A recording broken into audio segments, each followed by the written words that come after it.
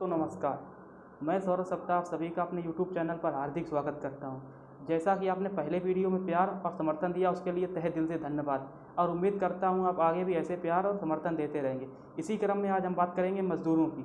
आप जानते हैं कि भारत में मज़दूरों का पलायन निरंतर जारी है। ये किस कारण हो रहा है, इन्हीं सब बातों पर आज हम बात करने जा रहे हैं। तो आज हमारा मुद्दा है मज़दूर।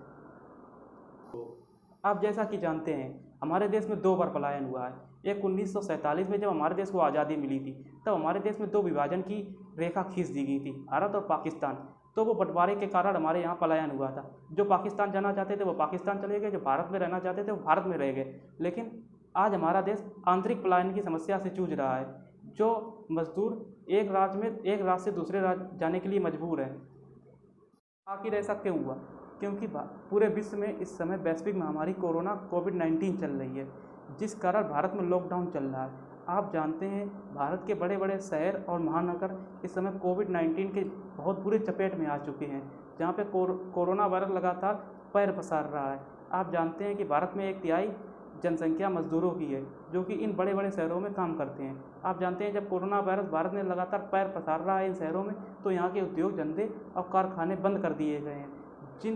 जो मज़दूर इन कारखानों में काम करते थे, अब वहाँ पे जब इनको कोई काम नहीं मिल रहा है, तो ये भुखमरी से मर रहे हैं वहाँ, जिस कारण इनका निरंतर पलायन जारी है।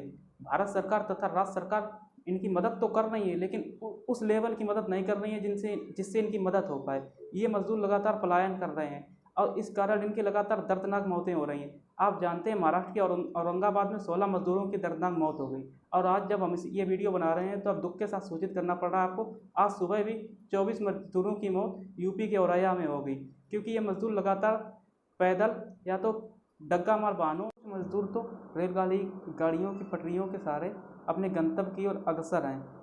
आप जानते हैं कि अगर आप किसी भी शहर जाएंगे, जैसे कि चेन्नई जाएंगे, मुंबई जाएंगे, हैदराबाद जाएंगे, तिरुवनंतपुरम जाएंगे, और इन मज़दूरों के अगर आप बीच में जाएंगे तो आप पहचान नहीं पाएंगे ये मज़दूर केरल का है, तमिलनाडु का है, या फिर तेलंगाना का है, या उड़ीसा का है।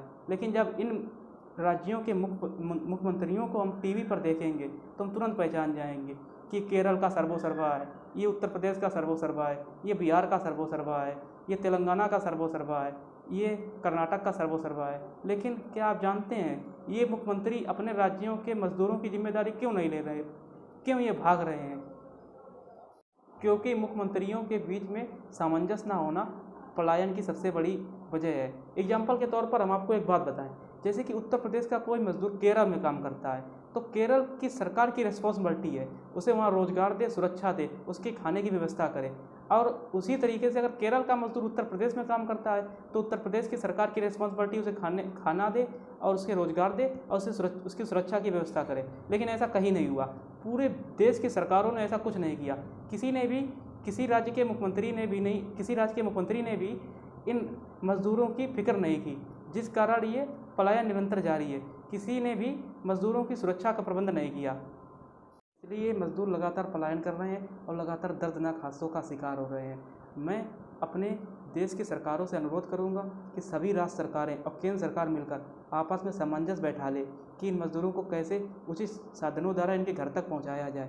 क्योंकि आप जानते हैं कि भारत में जो ये बड़ी बड़ी बिल्डिंगें बनती हैं, उद्योग धंधे चलते हैं, सब इन मजदूरों की वजह से चलते हैं। ये मजदूर अब आपस में ठान चुके हैं कि हम वापस इन शहरों का रुख कभी नहीं करेंगे। इनके मन में अगर ये बैठ गया तो ये कभी इन शहरों में वापस नहीं जाएंगे। आप जानते हैं कि अगर ये वापस नहीं आएंगे तो बड़े बड़े शहरों की जो ऊंची ऊंची बिल्डिंगें हैं और बड़े बड़े कारखाने हैं, चल नहीं पाएंगे। और अगर ये चल नहीं पाएंगे तो भारत की अर्थव्यवस्था चौपट हो जाएगी और भारत बहुत ही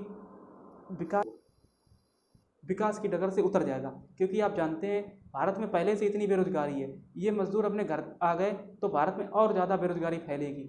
क्योंकि ये मजदूर वापस वो शहर जाएंगे नहीं, तो भारत में लगातार बेरोजगारी फैलेगी। वैसे भी भारत में भी करोड़ों की संख्या में बेरोजगारी है, ये मजदूर भी बेरोजगार हो जाएंगे तो भारत में भुखमरी की स्थिति पैदा हो सकती है।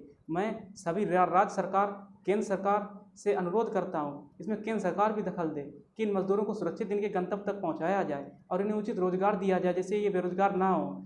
और चाहे वो किसी भी पार्टी का हो, चाहे वो कांग्रेस का हो, चाहे बीजेपी का हो, चाहे टीएमसी का हो, चाहे फिर बीजेडी का हो, किसी भी पार्टी का हो, चाहे किसी भी राज्य सरकार का हो, सभी लोग इन मजदूरों की दशा का संज्ञान लें और इन्हें उचित गंतव्य से इनकी सुरक्षित स्थानों इनके घर तक पहुँचाएँ।